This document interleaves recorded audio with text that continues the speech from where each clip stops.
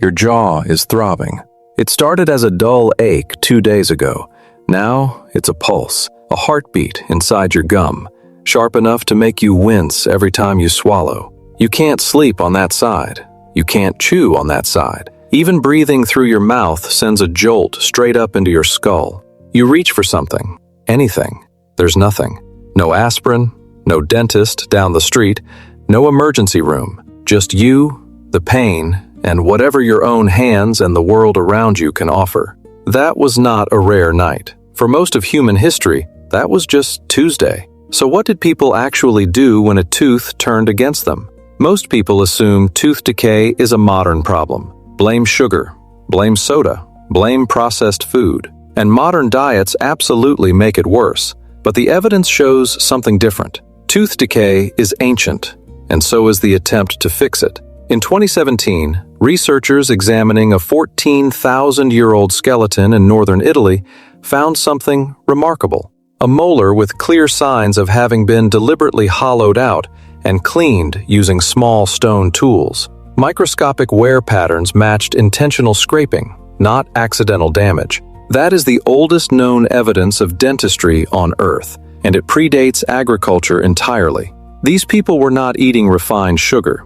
They were still hunting and gathering, and they still got cavities, and they still tried to treat them. Even further back, evidence suggests our relatives were dealing with this problem long before modern humans existed. Studies on Neanderthal remains from a site in Spain, dated to roughly 130,000 years ago, show grooves and scratch marks on the teeth consistent with someone using a small tool, possibly a grass stalk or thin bone, to dig at a painful, impacted area near the gum line. Researchers who examined the wear pattern concluded it was most likely self-treatment for a toothache, not decoration, not diet, but a Neanderthal trying to relieve their own pain tens of thousands of years before anything resembling a modern human walked the earth. Pain does not wait for civilization, neither does the instinct to do something about it. Roughly 6,500 years ago in Slovenia, archaeologists found a jawbone with a cavity filled using beeswax.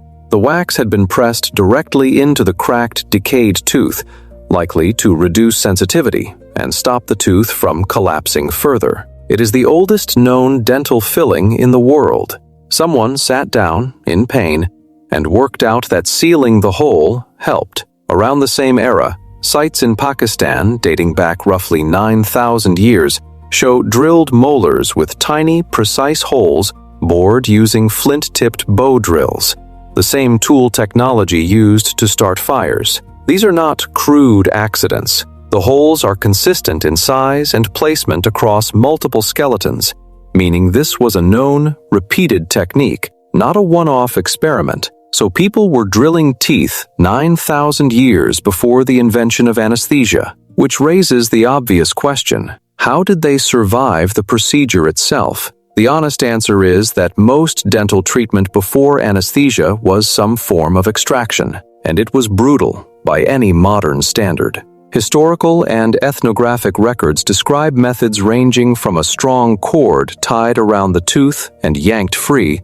to a sharpened stone or bone tool used to pry it out at the root. Some cultures used a small hammer and chisel-like implement to shatter the tooth into pieces small enough to remove. Pain control, when it existed at all, came from whatever was locally available. Clove has been used for centuries across Asia because it contains eugenol, a natural compound that genuinely does numb tissue on contact. Willow bark, the natural source of what would later become aspirin, was chewed to dull pain and reduce inflammation. Alcohol, where available, was used to dull the senses before a forced extraction. In parts of South America, coca leaves were chewed for their mild numbing effect on the mouth and gums, a folk remedy that modern science would later validate when cocaine's numbing properties were isolated and used as one of the first true local anesthetics in the 1880s.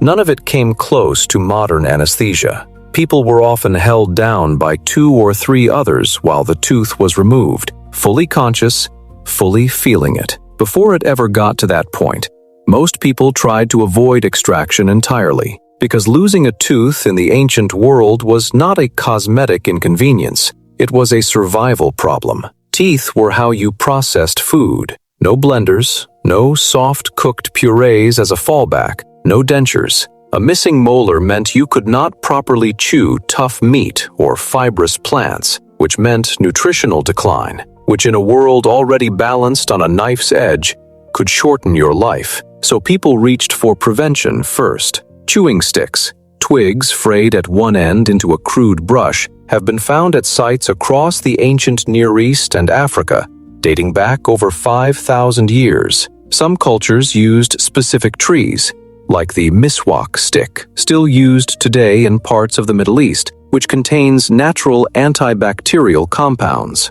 Ancient Egyptian texts, including the Ebers Papyrus, dating to roughly 1550 BCE, describe tooth powders made from crushed pumice, ox hooves, and eggshell, used with a chewed stick as an early toothbrush. This was not primitive guesswork. This was accumulated, tested, generational knowledge about what actually reduced pain and decay. Ancient China took prevention even further. Historical texts from the Tang dynasty, dating to around 700 CE, describe what may be the earliest known use of a silver tin amalgam to fill decayed teeth, a mixture strikingly similar in concept to the amalgam fillings used in dentistry well into the 20th century. 1,400 years before modern dental amalgam was patented in the West, Chinese physicians were already experimenting with metal-based fillings to seal a cavity and stop the pain from worsening.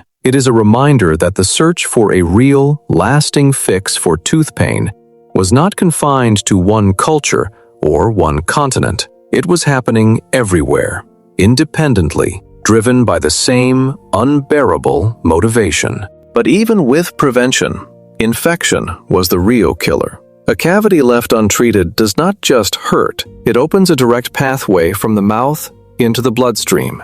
Bacteria travel down through the tooth's root canal into the jawbone and form an abscess, a pocket of infection that swells, spreads, and can eventually reach the bloodstream entirely. Before antibiotics existed, this was a death sentence more often than people realize. Skeletal remains across multiple continents show jawbones with clear signs of chronic abscesses, some with holes eaten clean through the bone from years of untreated infection. Historians estimate that dental infection and sepsis were a leading and largely invisible cause of death throughout most of human history, right alongside childbirth and violence, but far less discussed. There was no swelling that simply went away on its own. There was no course of amoxicillin waiting at a pharmacy. There was only the infection, spreading, until either the body somehow fought it off or it didn't. Even royalty was not exempt. Historical records suggest George Washington suffered from lifelong dental disease that likely worsened his general health for decades, and some historians have pointed to dental infection as a possible contributing factor in the deaths of other prominent historical figures, long before germ theory even explained why an infected tooth could kill someone entirely unrelated to their mouth. This is part of why extraction, brutal as it was, became such a common last resort. A missing tooth was survivable. A raging infection in the jaw was not. Communities developed specialists for this. Archaeological and historical evidence points to designated tooth pullers in many ancient societies, sometimes blacksmiths or barbers doubling as dental practitioners because they already owned tools sturdy enough for the job.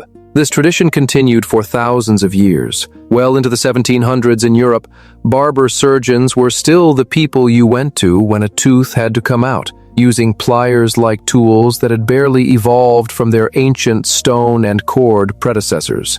Traveling tooth pullers even became a kind of folk spectacle in medieval and early modern Europe, performing extractions in public town squares, sometimes with a small crowd of onlookers and a drummer to drown out the screaming. What is striking is how consistent the instinct was across completely disconnected cultures. Ancient China developed acupuncture-based approaches to dental pain management, inserting fine needles at specific points believed to interrupt pain signals from the jaw.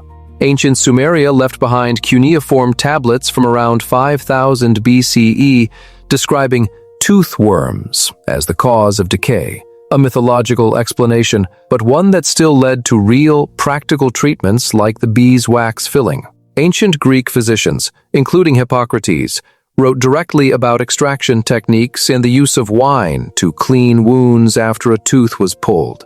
Humans everywhere, isolated by oceans and mountains and thousands of years, independently arrived at the same conclusion. Something has to be done about the pain, and something has to be done about the hole it leaves behind. Modern dentistry as we know it, with anesthesia, antibiotics, and precision tools, is barely 150 years old.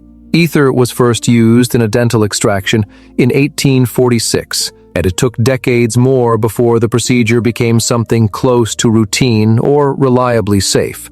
Before that single moment, every human being who ever needed a tooth pulled, for the entire span of our species, felt it completely. The Bronze Age king felt it. The Ice Age hunter felt it. The medieval peasant felt it.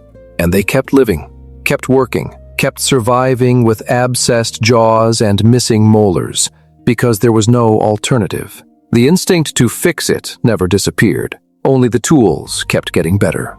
So the next time you sit in a dentist's chair, numb from a single injection, half asleep from nitrous oxide, mildly annoyed about the appointment taking 20 minutes longer than expected, remember what that same procedure used to cost.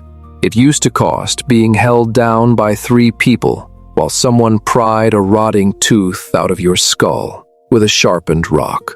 Fully awake, fully aware, with nothing but a mouthful of willow bark between you and the pain. It used to cost a Neanderthal alone in the dark, scratching at their own gum line with a bone splinter, 130,000 years before anyone thought to call it medicine. We spent almost the entirety of our history quietly losing that fight. We only just started winning it.